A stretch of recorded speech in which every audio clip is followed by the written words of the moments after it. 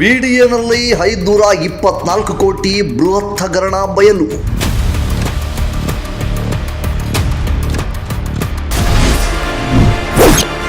ಅರ್ಹತೆ ಇಲ್ಲದ ಗುತ್ತಿಗೆದಾರರಿಗೆ 167 ಕೋಟಿ ರೂಪಾಯಿ ಟೆಂಡರ್ ನೀಡಿದವರು ಯಾರು?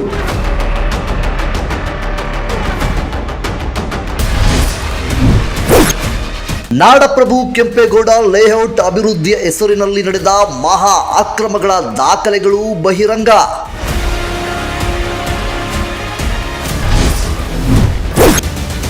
ಅಕ್ರಮ ತನಿಖೆಗೆ ಸಮಿತಿ ರಚಿಸಿದ ಆಯುಕ್ತರೇ ಮತ್ತೆ ಟೆಂಡರ್ಗೆ ಗ್ರೀನ್ ಸಿಗ್ನಲ್ ಕೊಟ್ಟಿದ್ಯಾಕೆ?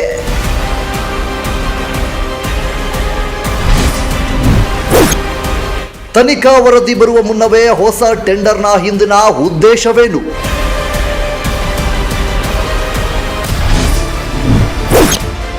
ತರಾತುರಿಯಲ್ಲಿ 75 ಕೋಟಿ ರೂಪಾಯಿ ಟೆಂಡರ್ ಹಿನ್ನೆಲೆ ಏನು?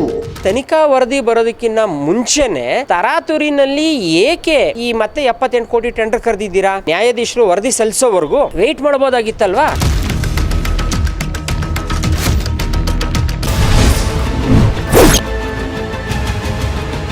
ಹೊಸ ಟೆಂಡರ್ನಲ್ಲಿ ಹಣದಾಹಕ್ಕೆ ಬಿದ್ದ ಅಧಿಕಾರಿಗಳ ಕೈವಾಡವಿದೆಯೇ?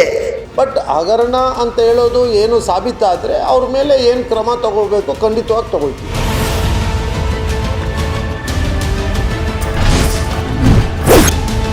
ಅರ್ಹತೆ ಪರಿಶೀಲಿಸಬೇಕಾದವರೇ ಅಕ್ರಮಕ್ಕೆ ಇಳಿದ್ರ? ವೀಕ್ಷಿಸಿ ಇಂದು ಸಂಜೆ 7 ಗಂಟೆಗೆ ನಿಮ್ಮ ಜನತಾ ಟಿವಿಯಲ್ಲಿ.